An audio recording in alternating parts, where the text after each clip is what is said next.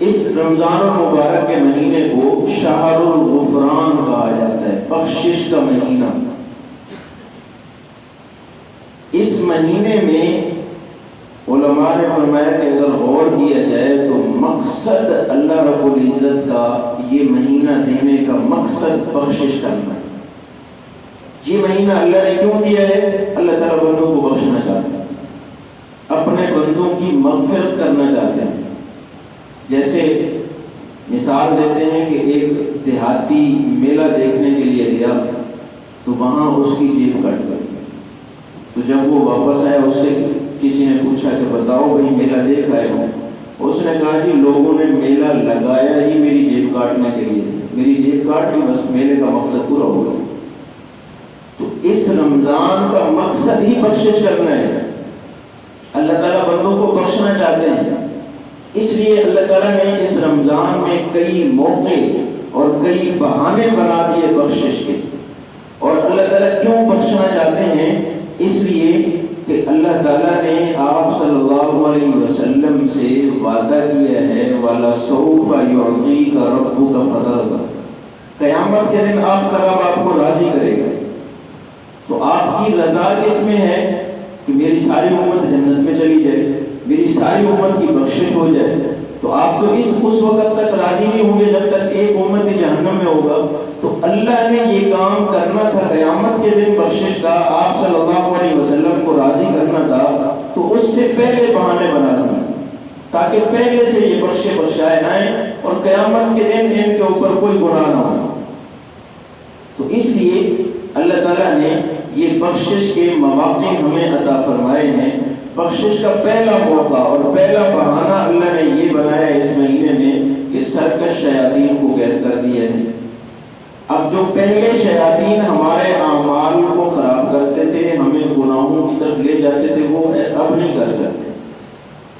ہم اعمال تو پہلے بھی کرتے تھے، لیکن اس میں سے بہت سارے اعمال کو شیاطین خراب کر دیتے تھے۔ کبھی ہمارے اندر ریا پیدا کر دیتے، کبھی ہمارے اندر تکبر پیدا کر دیتے، کبھی ہمارے اندر خود پسندی پیدا کر دیتے، جس کی وجہ سے ہمارے اعمال ضائع ہو جاتے۔ تو اب شیاطین قید ہو چکے ہیں، ہم جتنے بھی اعمال کریں گے وہ سارے کے سارے اللہ کی رضا کے لیے کریں گے، شیطان ہمارے اعمال کو خراب نہیں کر سکتا۔ اگلا موقع اور اگلا بہانہ اللہ تعالیٰ نے یہ دیا ہمیں کہ اجر بڑھا دیا۔ جو ہم اعمال کرتے ہیں ان کا اجر اللہ تعالیٰ نے بڑھا دیا۔ من جاء بالحسنۃ فلہ عشر امثالها، 10 گنا تو عام معمول ہے، پھر اللہ تعالیٰ نے 700 گنا بڑھا دیا۔ پھر آپ صلی اللہ علیہ وسلم میں ایک حدیث میں آتا ہے کہ جب 700 گنا بڑھا دیا تو حضرت ابوبکر صدیق رضی اللہ عنہ ساتھ بیٹھے تھے، آپ صلی اللہ علیہ وسلم کو عرض کیا کہ یا رسول اللہ صلی اللہ علیہ وسلم اور مانگے اللہ سے۔ تو آپ صلی اللہ علیہ وسلم نے پھر مانگا تو اللہ تعالیٰ نے اضعافا مضاعفا کہہ دیا کہ کئی گنا بڑھا کر دوں گا، لیکن اس میں پھر بھی حساب تھا۔ تو حضرت ابوبکر صدیق نے عرض کیا یا رسول اللہ اور مانگے۔ حضرت عمر نے کہا کہ بس کرو۔ تو حضرت ابوبکر صدیق رضی اللہ عنہ نے فرمایا کہ اگر امت کا فائدہ ہو رہا ہے تو تمہیں اس میں کیا ہے۔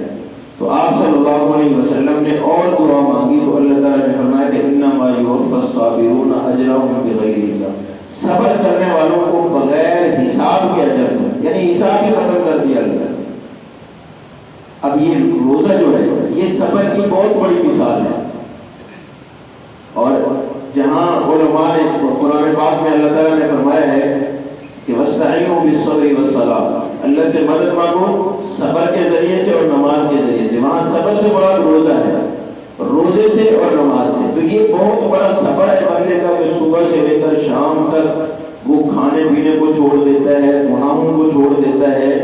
تو یہ بہت بڑا صبر ہے، اور صبر کرنے والوں کا جو اجر ہے اس کا کوئی حساب نہیں ہے، اللہ تعالیٰ نے بغیر حساب کے اجر دینا ہے۔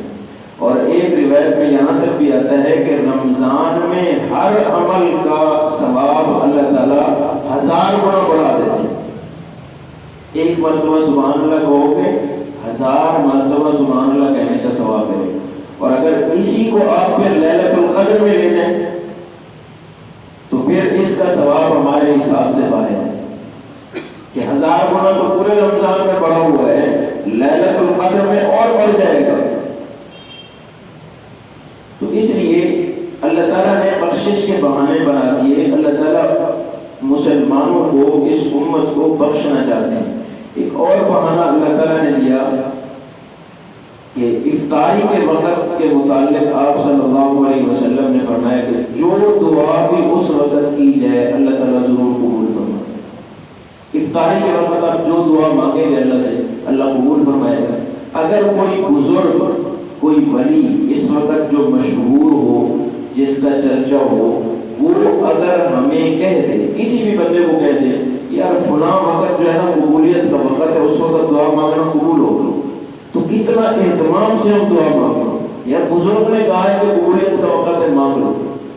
لیکن یہ کس نے بتایا ہے؟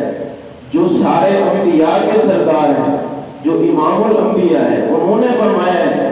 جو سب سچوں سے بڑے سچے ہیں انہوں نے فرمایا کہ افطاری کے وقت جو مانگو گے قبول ہوگا، یہ قبولیت کا وقت ہے. لیکن ہم اس وقت غفلت میں پڑے ہوتے ہیں. ہمیں اس وقت مانگنے کی توفیق نہیں ہوتی. تو افطاری کے وقت یہ قبولیت کا وقت ہے. اس وقت جو دعا مانگیں گے اللہ قبول کرے گا. اور دعا مانگنی بھی اس یقین کے ساتھ چاہیے کہ جو کچھ میں مانگ رہا ہوں اللہ ضرور قبول کرے گا.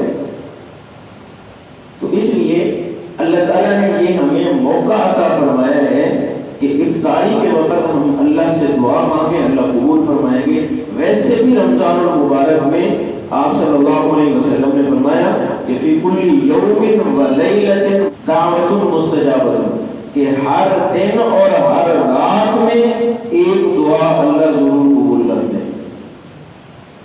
رمضان المبارک میں ہر دن اور ہر رات، یعنی رات کو بھی دعا قبول کرتے ہیں، دن کو بھی دعا قبول کرتے ہیں. رات کی دعا الگ ہوگی، دن کی دعا الگ ہوگی. روزانہ ہم 24 گھنٹوں میں 2 دعائیں قبول کروا سکتے ہیں اللہ سے. یہ اللہ نے ہمیں موقع دیا ہے کہ اللہ سے مانگیں. اسی طرح اللہ تعالیٰ سے تھوڑا نہیں مانگنا چاہیے، زیادہ مانگنا چاہیے. اللہ تعالیٰ سے مخصوص چیزیں، محدود چیزیں نہیں مانگنی چاہیے. اللہ تعالیٰ سے جتنا مانگ سکتے ہیں مانگیں، اس لیے کہ اللہ کے خزانوں میں کمی نہیں ہے. ہمارے حضرت جی صاحب دامت برکاتہ العالیہ فرماتے ہیں کہ ایک عورت نے کہا کہ میں تو اللہ سے صرف یہ نعمت مانگتی ہوں، بس اس کے علاوہ میں کچھ نہیں مانگتی اللہ سے. تو فرماتے ہیں کہ میں نے اس کو کہا کہ ایسا کیوں کہتی ہوں؟ یہ نعمت تمہیں مل جائے، مثال کا طور پر اولاد کی نعمت مانگتی ہے، اولاد کی نعمت تمہیں مل جائے، اللہ تعالیٰ تم سے صحت کی نعمت چھین لے پھر کیا کرو گی؟ اللہ تعالیٰ تم سے عقل کی نعمت چھین لے پھر کیا کرو گی؟ اللہ سے ساری نعمتیں مانگنی چاہیے، مخصوص اور محدود نہیں مانگنا چاہیے کہ اللہ بس یہ دے دے، اس کے علاوہ کچھ نہیں مانگنا. اللہ سے سب کچھ مانگنا ہے. اگر اللہ تعالیٰ ایک نعمت ہم سے چھین لے تو ہم اس دنیا میں رہنے کے قابل نہیں ہوں گے، انسان کہلانے کے قابل نہیں ہوں گے. تو اس لیے اللہ تعالیٰ سے زیادہ مانگنا چاہیے اور ہر چیز مانگنی چاہیے. اسی طرح اللہ تعالیٰ نے بخشش کا ایک بہانہ یہ بنایا کہ مخلوقات کو، کائنات کی جتنی مخلوقات ہیں ان کو اللہ نے روزہ دار کی بخشش اور مغفرت کی دعا میں لگا دیا. بلوں میں چیونٹیاں روزہ دار کی مغفرت کی دعا کرتی ہیں، پانی میں مچھلیاں روزہ دار کی مغفرت کی دعا کرتی ہیں، فرشتے روزانہ 70,000 فرشتے روزہ دار کی مغفرت کی دعا کرتے ہیں.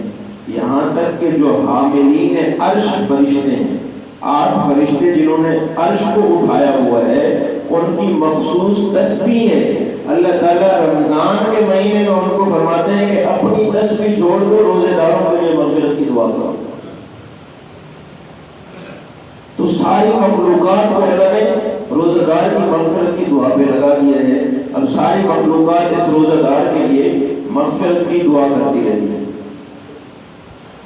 اسی طرح اللہ تعالیٰ نے ایک بہانہ بخشش کا یہ بنایا کہ 10 لاکھ آدمی روزانہ اللہ تعالیٰ جہنم سے آزاد فرماتے ہیں، جن کے اوپر جہنم واجب ہو چکی ہوتی ہے. یہ اللہ کا خاص کرم ہے کہ اللہ نے 10 لاکھ کو اپنی رحمت سے آزاد کر دیے. جو توبہ کرنے والے ہیں، جو استغفار کرنے والے ہیں، اللہ سے معافی مانگ رہے ہیں، وہ اس کے علاوہ ہے. یہ اللہ نے وہ بندے جو جہنم جن کے اوپر واجب ہو چکی ہے 10 لاکھ ان میں سے اپنی رحمت سے آزاد کر دیں. توبہ اور استغفار کرنے والے اس کے علاوہ ہیں. اس مہینے میں اللہ تعالیٰ نے ایک رات عطا فرما دی، بخشش کا ایک اور بہانہ دے دیا، جس میں ایک رات کی عبادت جو ہے وہ 1000 مہینوں کی عبادت سے بہتر ہے. 1000 مہینے تقریباً 83 سال بنتے ہیں. اور آج کل بہت کم لوگ ایسے ہوتے ہیں جن کی عمر 80 سال تک پہنچتی ہے، بہت کم لوگ ہوتے ہیں. تو اگر ایک رات اس نے عبادت کی تو گویا کہ اس کی تو ساری زندگی کے گناہ معاف، ساری زندگی اس کی عبادت میں لکھی جائے گی، ساری زندگی میں برابر اس کو عبادت کا ثواب ملے گا. تو اللہ نے یہ ایک بہت بڑا موقع عطا فرمایا ہے کہ اللہ تعالیٰ نے ایک ایسی رات عطا فرمائی. اسی طرح اللہ تعالیٰ نے ایک اور موقع عطا فرمایا کہ آخری رات، اگر کوئی بندہ سارا مہینہ بھی غفلت میں گزارتا ہے تو آخری رات جس کو لیلۃ الجائزہ بدلے کی رات کہتے ہیں، اس رات اگر وہ اللہ سے معافی مانگ لیتا ہے تو اللہ تعالیٰ اس کو بھی معاف فرما دے. اور اسی طرح اگلا موقع اللہ تعالیٰ نے یہ فرمایا کہ اگر کوئی اس رات میں بھی بخشش نہیں کروا سکا تو عید کی نماز پڑھنے کے لیے جاتا ہے، اچھے کپڑے پہن کے خوشبو لگا کے عید کی نماز پڑھتا ہے، وہاں بیٹھ کر اللہ سے صلح کر لیتا ہے تو اللہ تعالیٰ قسمیں کھا کر فرماتے ہیں فَبِعِزَّتِي وَبِجَلَالِي قُومُوا مَغْفُورٌ لَكُمْ، تم جاؤ تمہاری بخشش میں. تو اللہ نے تو بخشنے کا پورا ارادہ کیا ہوا ہے کہ کوئی بھی موقع اگر انسان اس کو اپنا لے تو اس کی بخشش ہو سکتی ہے.